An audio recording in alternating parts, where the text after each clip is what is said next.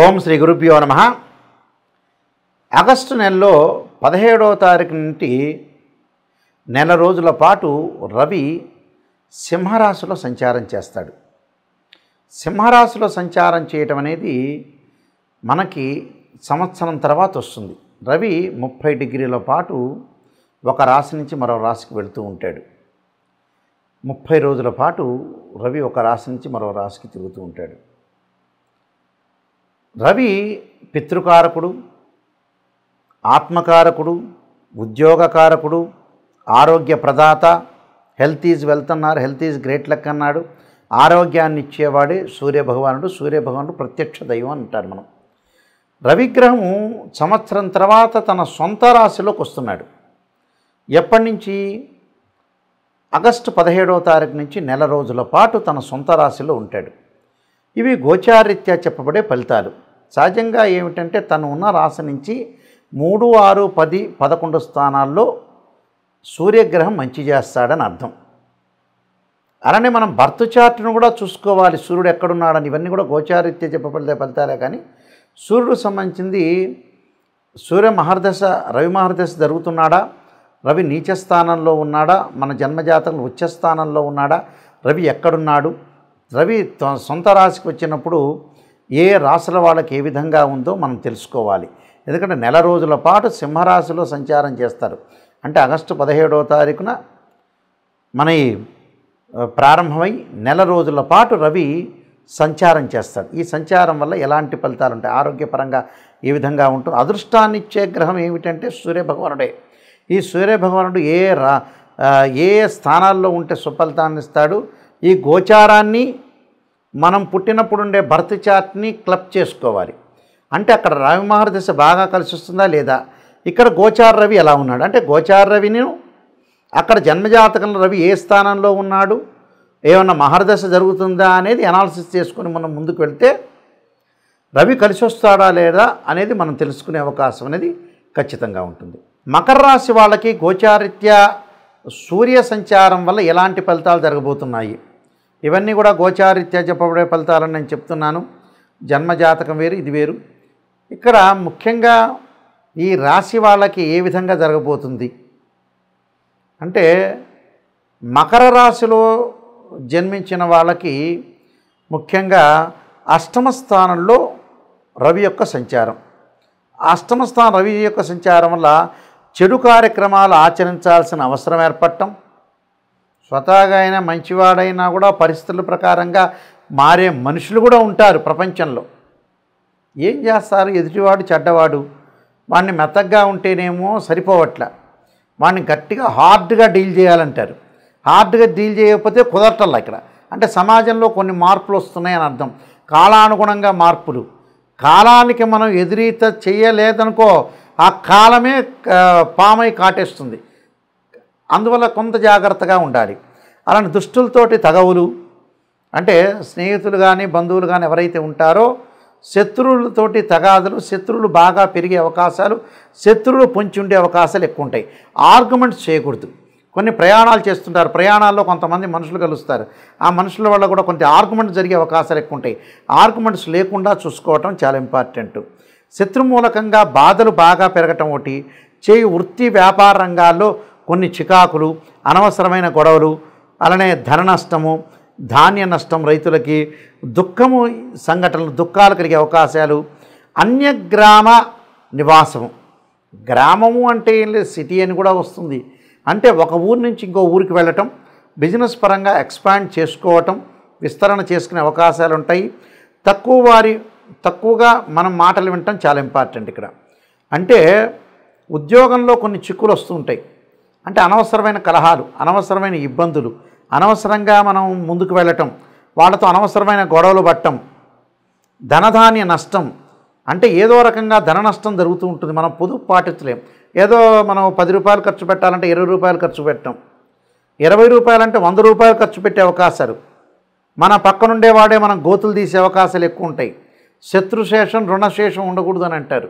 అందువల్ల శత్రువులు ఎక్కువ కావటం, రుణాలు బాగా పెరగటం, రుణాల వాళ్ళ యొక్క ఒత్తిడి కూడా వీళ్ళకి బాగా పెరిగే అవకాశాలు ఎక్కువ ఉంటాయి. అంటే రుణాల యొక్క ఒత్తిడి బాగా పెరుగుతూ ఉంటుంది.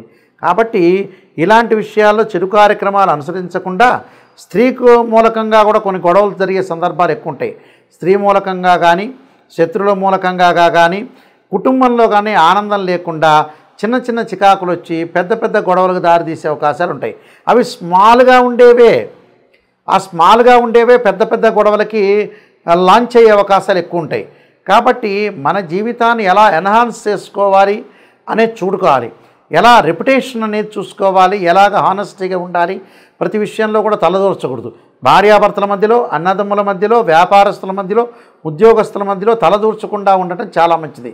నేను మీకు ఈ చెడువన్నీ కూడా పోవటానికి కొన్ని ఫలితాలు, కొన్ని రెమెడీస్ అని చెప్పబోతున్నా. ఆ రెమెడీస్ మీరు చేసుకోండి, మీకు మంచి రిజల్ట్స్ వచ్చే అవకాశం ఖచ్చితంగా ఉంటుంది. ఇక్కడ చాలామంది కూడా బర్త్ చార్ట్లో కానీ గోచారీత్యా కానీ మాకు రవి కలిసి రావట్లేదు, రవి మహర్దశ కలిసి రావట్లేదు అని అనుకుంటుంటారు.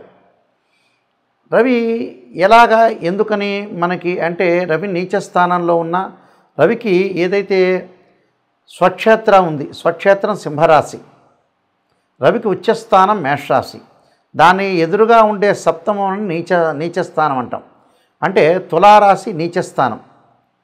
ఈ రవి ఎక్కడున్నాడు, మనకి జన్మజాతకంలో రవి ఏ స్థానంలో ఉన్నాడు, గోచారం అనేది ఎప్పుడూ కూడా 20% మాత్రమే సపోర్ట్ చేస్తుంది. బర్త్ చార్ట్కి 80 మార్కులు పడితే గోచారానికి ఎప్పుడు కూడా 20% మార్కులే పడుతుంటాయి. పదే పదే నేను ప్రతి ఛానల్లో చెప్తూ ఉంటా. గోచారం అనేది ఏమిటి అంటే వాస్తవంగా ఏమిటంటే మనం ఎంత కృషి చేసినా కూడా ఆవగిందంత అదృష్టం ఉండాలంటారు. ఆ అదృష్టమే గోచారం.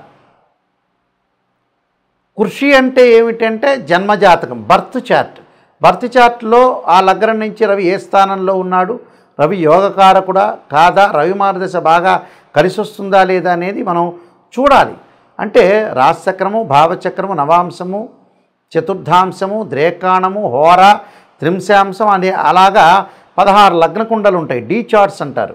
అలానే దశలు, అంతర్దశలు, చాలామంది కూడా ఇవన్నీ కూడా అనాలిసిస్ చేయకుండా ఏదో చెబుతుంటారు, మామూలుగా చెబుతుంటారు. అలా కుదరదు. ఎప్పుడు కూడా జాతకాన్ని పరిపూర్ణంగా కంప్లీట్గా అనాలిసిస్ చేసే జాతకాన్ని చెప్పాలి. ఇక్కడ ఈ రవి దోషం ఉంది అని ఉదాహరణ నీచ స్థానంలో ఉంటే ఉద్యోగ భంగాలు, ఉద్యోగపరంగా అనుకూలంగా లేకపోవడం జరుగుతుంటుంది. దానికి రెమెడీస్ ఏం చేయాలి? సూర్య నమస్కారాలు, సూర్య హోమము, ఆదిత్యాయుధే శాస్త్రమూర్తాయ ధీమహి తన్నో సూర్య ప్రచోదయాత్ అనే మంత్రాన్ని, అలానే గోధుమలు, ఎర్రని వస్త్రము, ఎర్రని పూలు దానం చేయటం, ఆదివారం రోజున ఉపవాసం ఉండటం, సూర్యభగవాను ఆరాధన చేయటం, అలానే మనకి ఆదిత్యుణ్ణి హోమం చేయటం. అంటే ప్రభాకరాయుధే దివాకరాయ ధీమే తన్నో సూర్య ప్రచోదయాత్ అనే మంత్రాన్ని, ఆదిత్యాయుధే శాస్త్రమూర్తాయ ధీమే తన్నో సూర్య ప్రచోదయాత్ అనే మంత్రాన్ని సూర్యుడికి సంబంధించిన అష్టకం చదువుకోవాలి, సూర్య నమస్కారాలు చేసుకోవాలి. అలానే ఓం సూర్యాయ స్వాహ, సూర్యగ్రహాయ ఇదన్నవమ అనే మంత్రాన్ని చదువుకోవాలి. ఓం ఆదిత్యాయ స్వాహ, ఆదిత్యాయ ఇదన్నవమ అనే మంత్రాన్ని హోమం చేసుకోవాలి. అంటే జిల్లేడు సమిధలతోటి హోమం చేయటం వల్ల మనకి అనుకూలంగా ఉండే అవకాశాలు ఖచ్చితంగా ఉంటాయి. కాబట్టి సూర్య నమస్కారాలు, సూర్యుడికి అర్ఘ్యం విడవటం, సూర్యోదయం కాకముందే లేవటము, మనకి సూర్య హోర ఉంటుంది, ఆ హోరలో మనం జపం చేయాలి. అంటే సూర్యగాయత్రి మంత్ర జపం ఉంటుంది. చక్కగా సూర్యుని అనుష్ఠానం చేయాలి, సూర్యుని చక్కగా భక్తి శ్రద్ధలతో కొలవటం వల్ల సూర్యుడి యొక్క అనుగ్రహం వల్ల మనకు ఆరోగ్యం బాగుంటుంది, ఉద్యోగం అనుకూలంగా ఉంటుంది, ఉద్యోగంలో ప్రమోషన్లు వస్తాయి. సూర్యుడి వల్ల చాలా శుభత్వాన్ని జరిగే అవకాశం ఉంటుంది. గతంలో పూర్వ రోజుల్లో మనకి సూర్యలైన్ అంటారు, సన్లైన్ అంటారు. అంటే సన్లైన్ ఎక్కడుందని చూసుకుంటుంటారు.